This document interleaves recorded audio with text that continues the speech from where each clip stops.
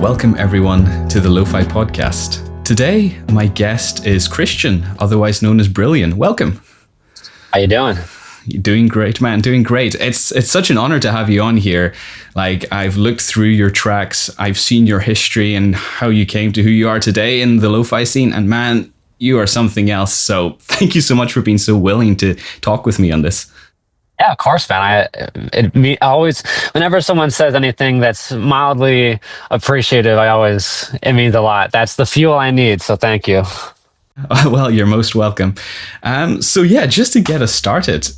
So could you tell us a little bit about yourself as a person outside of music and lo-fi? Like, do you have any hobbies or whatever? And so who are you as outside of Brillion? Yeah, who am I 90% of the time? Yeah, so I guess... So I'm in the US, live in Missouri, suburbs of St. Louis. So like, from anyone who's not from the US, I grew up in Chicago, which is about a 4-hour drive from where I am now. So it's about that kind of range. But I don't know, for me, well, I mean, I can tell you one thing, like at least hobbies or interests or what makes me me. Well, one thing, I love Lego. That's like one definitive branch of my personality. I mean, you can look on the wall here. That's all custom Lego figures. That is crazy. Wow. I can maybe show it later, but I definitely have a problem. But besides that, I mean, I like to, I'm a big physically active guy, like working out, and I have a one wheel, like those electric skateboard things. I don't know, but for me, like the thing is, like my life is my job in a way. Like, it's so interwoven into my day to day that, like, even if I want to escape it, I can't necessarily. So I don't know. It's hard to say like who I am outside of music, because music is me, it's hard to describe that. Yeah, no, it's interesting to hear that you're into Lego, because that's one of my hobbies as well too. It's got to become a tradition for me that every year for my birthday, no matter how old I get, my parents get me a Lego set. And so as the years go on, I just get more and more to add to my shelf there. So man, it's a great hobby, I have to tell you. Yeah, it's awesome. And it looks great. I mean, I love, it's like the creative aspect, plays right into what we're doing. Absolutely. So then, as you say, if your music and your life are so intertwined, how did you get into music, and how did you start and your musical journey progress over time? Yeah, so I can give a detailed walkthrough, I guess. And this honestly can act as inspiration to some if people are curious on just how chaotic finding your groove is if there's no trajectory. So in middle school, there's, with everyone's life, you can definitely say there's an age where you first discover music on your own terms, where you first consume music, you kind of find what you like. So for me, that was like middle school. I was really big into what would be considered EDM at the time, like trance and just the typical stuff. And one day, like, my dad would take me to school, for instance, and he'd always emphasize like music like this could be made on your own, to an extent, obviously, as a 12-year-old kid. But either way, I mean, if you know what you're doing. But from then on, I started with like DJing, like school dances, and just messing around with.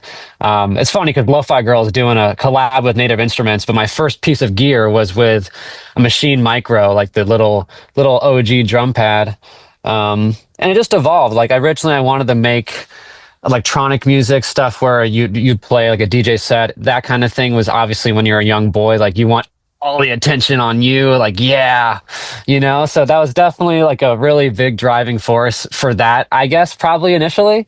But the older I got, like through high school, I don't know, my tastes kind of mellowed out in a way. I don't know. So I found lo-fi kind of just through happenstance, through Discover Weekly. Like, I wasn't even, it was when I made my conversion from just listening on iTunes to going to streaming. I started finding these playlists that would just show me stuff outside of what I would consume, like, the typical stuff I would. So like, it was funny because Axion, I remember the artist Axion, you probably know of him. He was the first artist I heard in like a Discover. I was like, this is cool. Like, chill instrumental. It's got some groove. Like, you can kind of get down with it.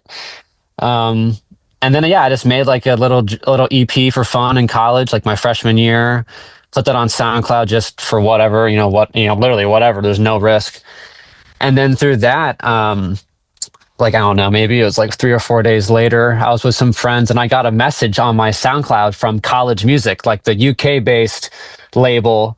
And then it kind of just spiraled. I did another project with them, and then a song from that project, Lofi Girl found back before they even did their label, and then it just like it just spiraled. And a lot of it was like, you could say, people say, "Oh, like you're so talented." Like, it's some talent, it's some opportunity, luck, willingness to act on opportunity, all kind of melded and just led to this. But no, yeah, I guess that's like kind of the story. So this is like my mastering room that we're in. So I like to make music, obviously, but it was a hobby initially, and then it became a job just without, like, it just happens with anything. You had to sacrifice. So I was like, I wanted to do something new, that's less just so detail focused. I'm not going to grind myself to insanity off of one kick, So mastering is nice because I get to look at music on a way more objective, larger lens. And it's also not my own. So I get to remove myself from the process in a way. Yeah. So now we're just doing this, and I'm working on a new album. But yeah. Man, that's definitely a journey you went on, but it really goes to show the fact that it's just, a lot of it is just chance and being in the right place at the right time. Because like, if you didn't get those messages on SoundCloud and then you didn't act on them and follow up through, like, you wouldn't be where you are today, So that's absolutely crazy. But I definitely, yeah, it's so true what you said, that whenever you sort of get to that middle school age, you begin to sort of actively listen to music on your own. You kind of just eventually begin to seek out, what resonates with you. And so you mentioned it was EDM as well, but are there any other genres besides that you sort of dabbled in production whenever you started off? Yeah, no, I mean, at least for me, the focus was mainly just trying to figure out like an electronic sort of sound. But honestly, for me, I think another reason why I gravitated towards the genre that I'm in is because of the simplicity. I think with how I'm wired, like I can go super technical when it comes to like audio refining in terms of mastering, but when it came to highly advanced sound design and stuff, I really struggled with trying to find a groove, especially with, I mean, there's some people in the bass music scene that are absolutely absurd. Like, they do things with their computer. They're like, how would you even conceive that idea? So for me, I kind of, you know what, I focus on different genre. It spoke to me in a different way. But honestly, in my opinion, I just don't think I could have kept up production wise. Like, those guys I can master for them, which is great, but I don't think I can competitively make that sort of music. And yeah, I don't know, but no, because there was like a while that whenever I was very much into EDM as well, sort of in my early teen years, and I thought, you know what, it shouldn't be that hard to make. And so, I decided to look into it, but boy, was I wrong. Like, I mean, the sound design that goes into some of this is crazy. Like, it would never even enter your mind, some of the things that people do to make these noises. Like, I know. Yeah. So, yeah. Mm-hmm. No, sorry, what were you going to say there? No, I was going to say, for me, it's like, because you also were asking what I would consume outside of EDM, but also what I made besides that. I mean, I only made EDM, at least I tried to, and now the beats.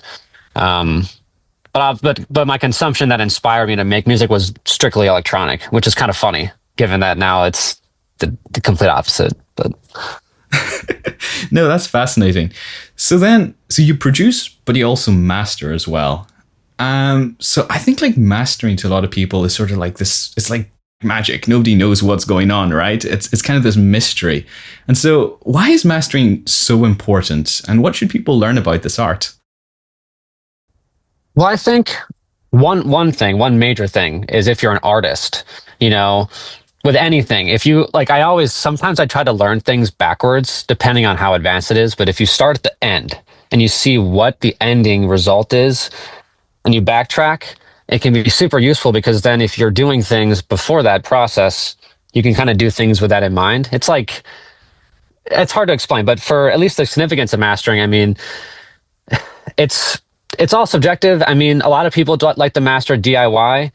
I always tell people that a lot of it is understanding sound, but most of it, honestly, is the room, like where you're reflecting on the music.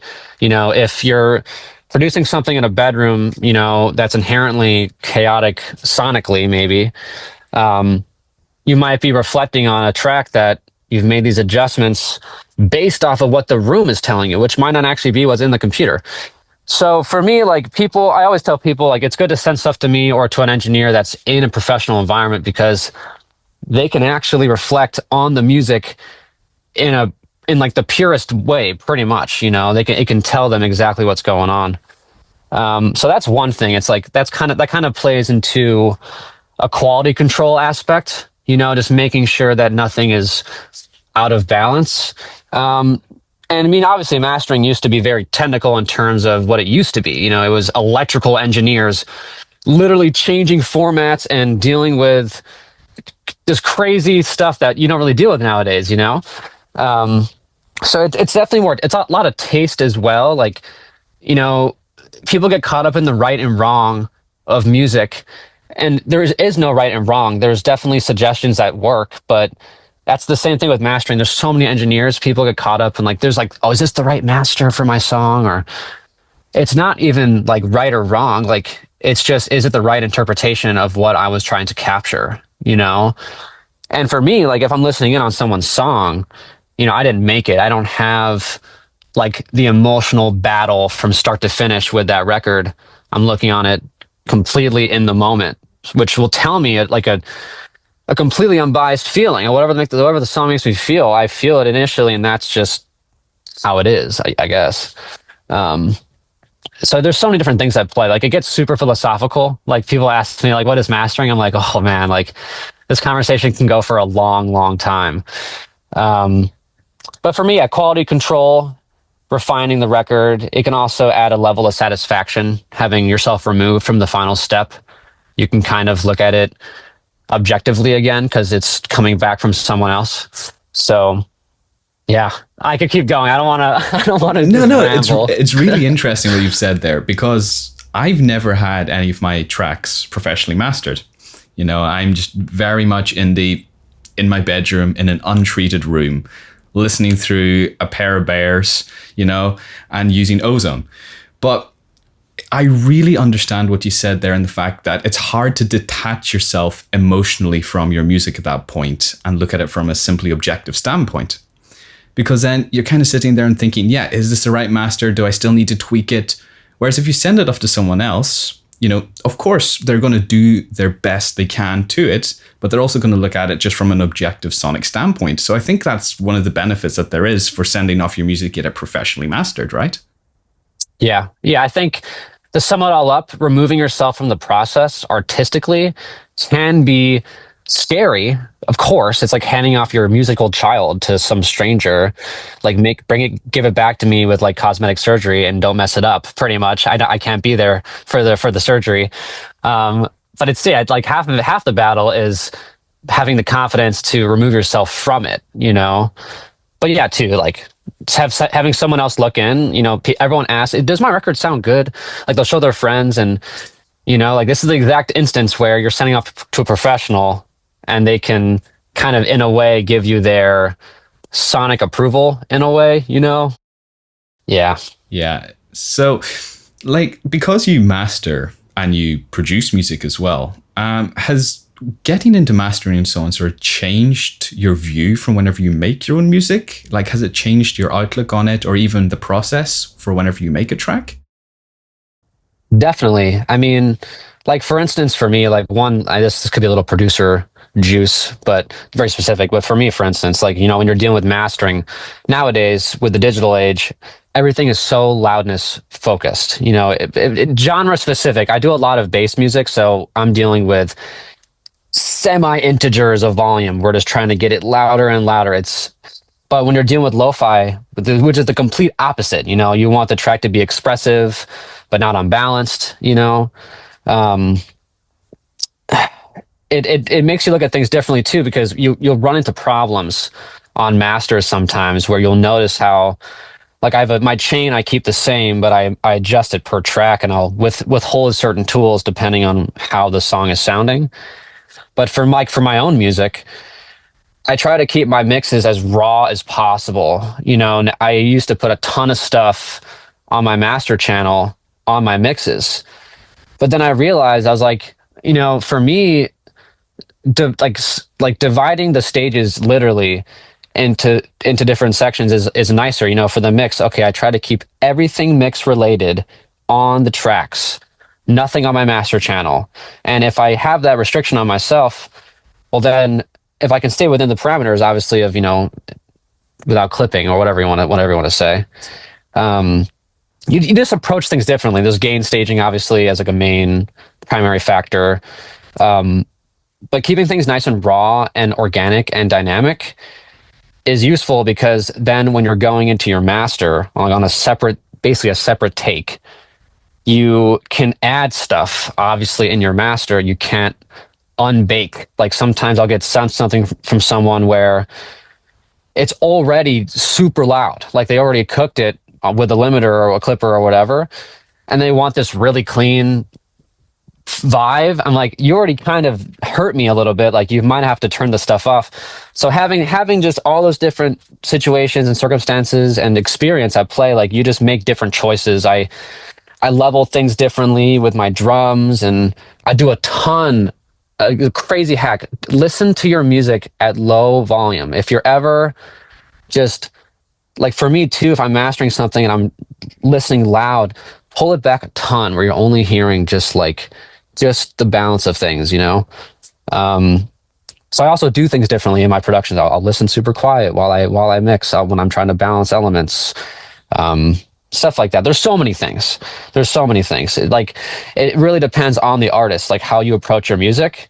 If you understand mastering to a good enough extent, you'll just do things differently, knowing what comes later. So, yeah, no, that's very interesting, because whenever I make my tracks, I tend to do the production and the mixing somewhat simultaneously. Yeah, me too.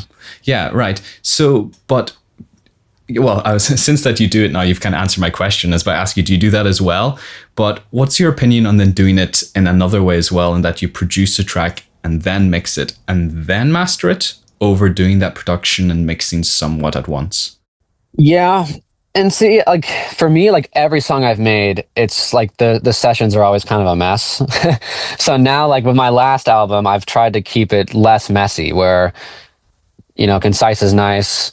But it's hard to say. Like, it depends on the song. It depends on the genre, how complex it is. Thankfully, with lo-fi and the vibe I've kind of created, is it's inherently simple, so it doesn't necessarily take another stage of me going through and applying all the effects and exporting and it's kind of nice. And because of the mastering knowledge too, it makes it easier in a way to produce and mix simultaneously, because you know what to avoid as well. So that's one thing. Obviously, if you don't know what the later stages are and you're just doing all at once, everything's gonna just go crazy. You're never gonna finish the song. But, like, for instance, like my buddy, like my girlfriend's uncle Kagan, like I make music with him, and he's dabbling with rock, and his whole thing is he likes to segment everything. He likes to produce in one session and record, and then mix everything independently and then master. So traditionally, obviously, that's how you kind of do it. But nowadays, with how DIY music making is, doing production and mixing simultaneously can be done. For lo-fi, it's definitely a lot easier than, like, let's say, dubstep or modern pop. But really, for me, it's worked. I've definitely run into problems doing them both at the same time. But like you said, if you do it enough, you know what to avoid. So, because I can definitely I've been reminded now about some of my earliest tracks, whenever I was trying to mix and produce at the same time. And because I really didn't understand gain staging at the start, I was slapping limiters on every channel. And whenever I got to the end of it, everything just sounded like a big muddy mess. So I suppose just with experience and with time as well, it will also, just the experience will teach you what works and what doesn't in your own production style. Yeah, it is very per artist. Like there's no right, there's no yes or better method. It just what works for you will make your music better. Like an easiest answer.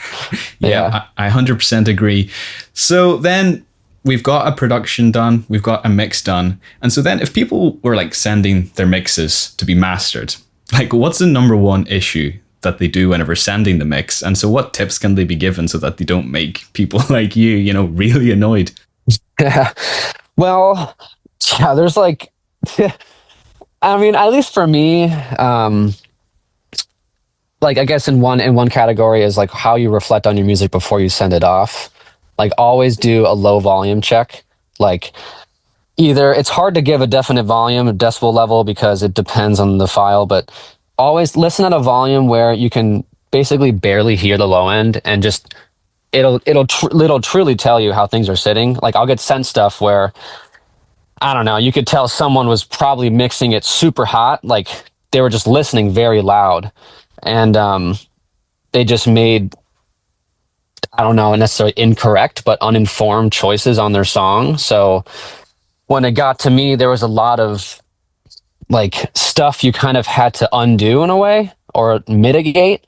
You never in a master, not never, but necessarily, but I try to avoid taking away as much as possible, only in instances where it helps refine the song itself. It's mastering gets so deep and it gets so complicated. But yeah, just reflecting your song accurately, make sure things are balanced. Don't overcook it. Obviously, if you're unsure on your final limiting, like the final leveling, I'll get sent stuff sometimes by someone where it's already loud, like I said, and there'll be some like baked in distortion or some just things aren't as clean as they could. So I like people will send me a lot of stuff raw, very dynamic and stripped. But like for the bass music stuff, a lot of these guys are good enough where they can get it very hot already. So yeah, just be happy with the record. Honestly, if you're happy with it, all that matters. And then I can tell you if there's something that should get adjusted. But honestly, for me, most of the time it can be handled in master. Like there's very few instances where I'm like, hey man, you have to go back. So most of the time, just let your artistic instincts flow and just figure out what to do then yourself. Just 100%, yeah. So I've just come up with this question off the top of my head. Like I would like to ask you personally, because it's quite interested me now, just looking at you there sitting in your studio and everything's treated and so on. So for like a lot of lo-fi is made by bedroom producers, we do it as a hobby, it's just a bit of fun. And then as time goes on, we get more into the community and so on and get a bit more serious. But how can we sort of help make our rooms a little more treated, even though we're not in a proper studio environment? Like, would you have any ideas? Yeah. So I guess, this is not a cheap way, but a way to guarantee at least some conformity of your gear to the room. Like obviously you only can treat a space so well, especially if you're on a budget. Like this stuff is not cheap. This was all like professionally made and it's all it's crazy. But if you're like, for me, for the longest time, like all I had on my walls were those thin little foam sheets that you could buy off Amazon. They're like the little pyramid surface, whatever you want to call it. And those help with reflections, sounds bouncing around, at least the airy sounds. But like the number one thing I've always come to learn is the biggest definer in the quality of a mix is the bass control, how well you understand your bass. And it's literally, I tell people, it's called bass for a reason, because it's literally the bass.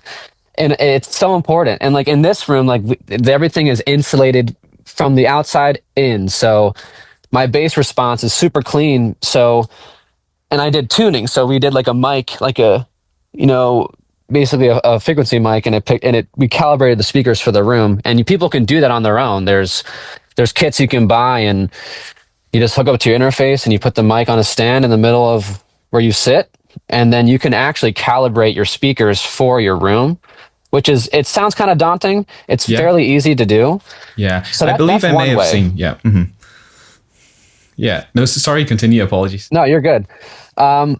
Yeah, so like when it comes to reflection, sounds bouncing, get the little thin foam. I mean, it does something, you want to soften surfaces.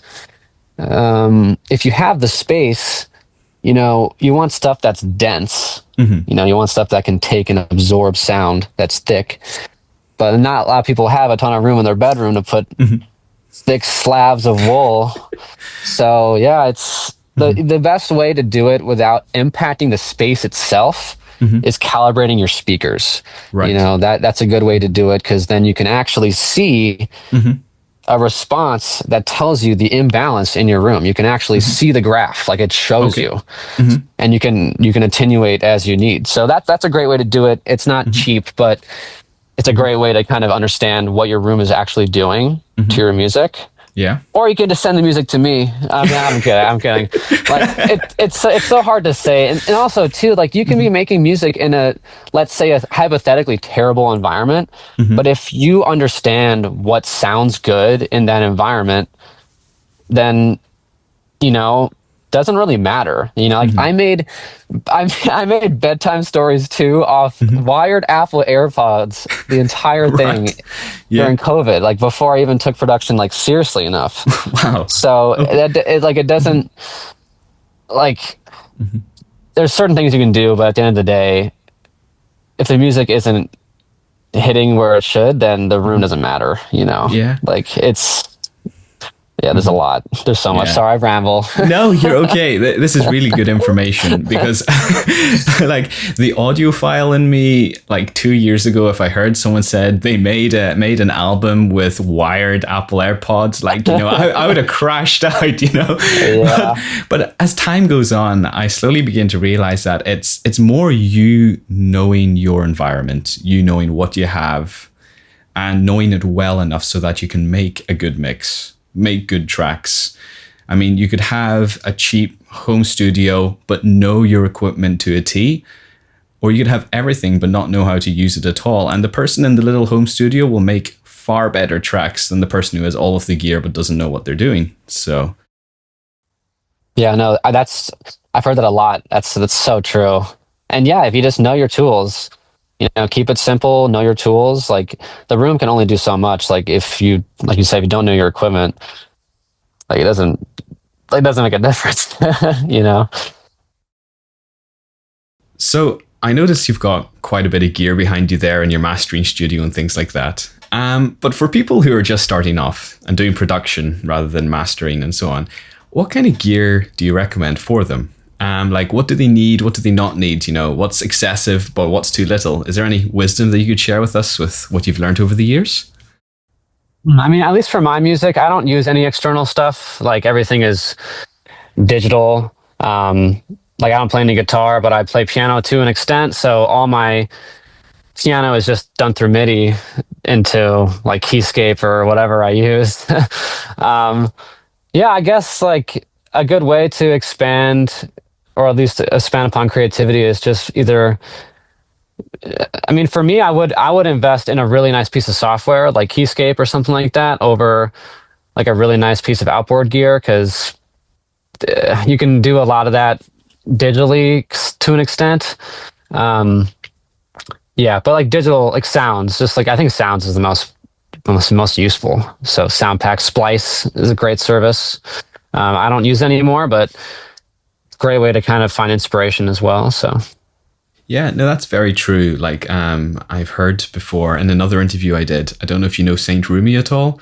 Yeah. We were talking about artboard gear and then also working with DAWs as well. And he said, like, there's so much that you can do now with digital side of things, like digital saturators and so on sound nearly as good as the real thing. So yeah, I entirely agree with you that we could just buy like a sample set or some kind of instruments. And, that's a good way to start investing your money if you want to make music. Yeah, no, I completely agree. Yeah. So we're basically in the internet era now, right? And so if you wanted to build a brand around yourself, how can we do this just in these modern times? Because you're brilliant. You've also got Signal Hills Mastering as well. And so how do you juggle all of this and sort of work and promote yourself out there? Yeah, I mean, at least for me, like for the mastering stuff, I definitely use like my brilliant side of things to help get my foot in the door with some people, which is it's helpful. It's definitely helpful. Um, but I don't know, at least for me, like brilliant kind of it's like it kind of just started for fun, kind of just random, and then the sonics and the visuals and everything kind of blended into something that I wanted. I knew where I was going at a certain point. But I mean, I guess it depends on the artist. I talked to my uncle about this actually because he's doing music and he's wanting to better understand the current internet marketplace, pretty much, because that's literally what it is, and how to stand out amongst the many, I guess, you know. And for me, it was definitely lucky. I definitely got propelled to a very high point early on, back when LG was also just lo-fi. The genre was riding a massive wave back then, like in 2020. So I got lucky. But if you're trying to start from scratch and just figure out what you want your brand to be, I mean, for me, like I'm not very in the forefront. Like usually I let my music speak, and then my visuals, it's very like simple. Some people make the music about themselves, which is fine. Like if you want to sell yourself as the artist, then go for it. I didn't want to go that route necessarily. Yeah, it's just it's hard to say exactly because it really depends on how things fall into place. You know, like for me, my vibe ended up being this kind of like nighttime nostalgic vibe. So the visuals kind of had to play into that naturally. So that kind of just happened. But I mean, I guess the best way to build a brand as a musician is make music that you're happy with, and then whatever stems from that will be you. You just have to keep it focused. Like, you know, as like you got to think about, like my uncle makes a ton of music, for instance. Well, this is what we were discussing. He makes a lot of music, and we need to figure out how to define him as an artist. You know, you can make a ton of stuff, but why are people going to come to you? You know, why are they going to search up your name? You know, that's very specific. So in a way, like a lot of artists don't want to put themselves in a box, which I understand. But in a way, to build a successful brand, you kind of need to put yourself in some sort of box in a way, you know, restraints in a way. You know, if you don't have restraints and you just do everything, then there's no definition to what your brand is. So a lot of factors. If you don't have sort of that niche that you fall into and finding that you're producing what you love, I can see what you mean, that you can fall into just becoming sort of a disjointed mess and just trying to pushing this, that, and everything online. But in reality, whenever someone looks up your name, then they have no idea who you are, what you make, because everything's there all in one big bundle. So yeah, I very much agree. Like we just need to find what we love, find that sort of genre, that style, and just focus and dedication. So yeah, it can be hard. Mm-hmm. I know. And so then, like, you know, with that focus and dedication, and so having a goal, so why do we need to know where we're headed and figure out what drives us forward? Like, how can that be beneficial to us? I mean, same like the grant, like talking about mastering. If you're knowing where you're going, then you can make decisions that beforehand that will just benefit you at the end. You know, so if you have an idea, and for me, like most of my creative vision and how things sort of happened. They just ideas came to me, and I saw them to be a good idea, so I acted on it. You know, you just don't deny your creative self. If you have ideas and they make sense, then do it. You know, that'll help you figure out what will work. Mm-hmm. Yeah. No, I love how mastering, like, it's sort of, because a lot of us as artists, you just said, you know, we don't really have that goal. We're just letting our creativity completely flow. But then when you see this is where it's going to finally go, it does give you sort of a path that you can go and walk through. And it helps. Restrict is probably a bad term to use, but it gives you it gives you guidelines, I suppose, and where you can go without getting too crazy. And so it's sort of that perfect balance between sort of your subjective artistic impression and then also finally what the music's going to be objectively and sort of the standards it needs to meet out there, just in terms of loudness and everything like that. So yeah, but also too, like speaking towards like the what the greater vision is, like on an artistic level. You know, it's good to have goals, and like for me, everything kind of happened just randomly. Like I didn't have this as an objective. You know, it just happened. So, you know, just act on opportunity and just see where it takes you, and that's all I really can say. Like, you know, and that can be applied to anything. Like for my albums, for instance, like I always had my artwork done before I even finish or start the music necessarily, because I like having a visual guide. So just, I don't know. There's good ways to find anchors. Like when you're like, you know, you're looking ahead, depending on what it is. You want to find that anchor, because then it'll kind of keep you tied down, so that you kind of follow. It helps guide the creative chaos, and that can be applied to anything, you know, creative. So. Yeah, no, that's really good. Thank you so much for that. That's great information to have. And especially for people who are starting off, like sort of trying to find their feet, it'll be good for them to have that sort of anchor, as you said, so that they know where they're going to go and how they want things to mold, rather than just letting it become a big mess, just all mashed together and becoming just a jumbled up bundle of string. So, but no, here, Christian, thank you so much. It was great having you on, and there's definitely a lot of insight you've given us into mastering and other sides of your creative aspects in music. And so, any last words that you'd like to share with our listeners before we wrap up? I mean, I guess if anyone, I mean, I love talking about this stuff. I'm so isolated, like being in St. Louis, most people in music are in LA, New York, Chicago, or overseas. So I'm like in my own little bubble. So these conversations are really stimulating for me. Like I love talking about this stuff. So I encourage people, like if they have any questions or anything, just, I'm super active on my Instagram. Like most DMs I always answer.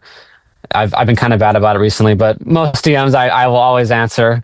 And yeah, I'm willing to help. And my job is, I want to be a serviceman ultimately through my mastering. About, you know, in any other way, I'm happy to help. So yeah, no, that's great. And so if anyone wanted to reach out, where can they find you? Instagram, or like, what's your handle? So it's literally, it's brillion. Like it's brillion is the handle, and that's my handle for everything pretty much. But my hub is definitely Instagram. That's definitely where I do my most chatting. So yeah, no, that's great. But here, thank you so much once again. It was great to talk, and hopefully we'll see you again sometime soon. So yeah, thank you. All the best. Thanks, you too.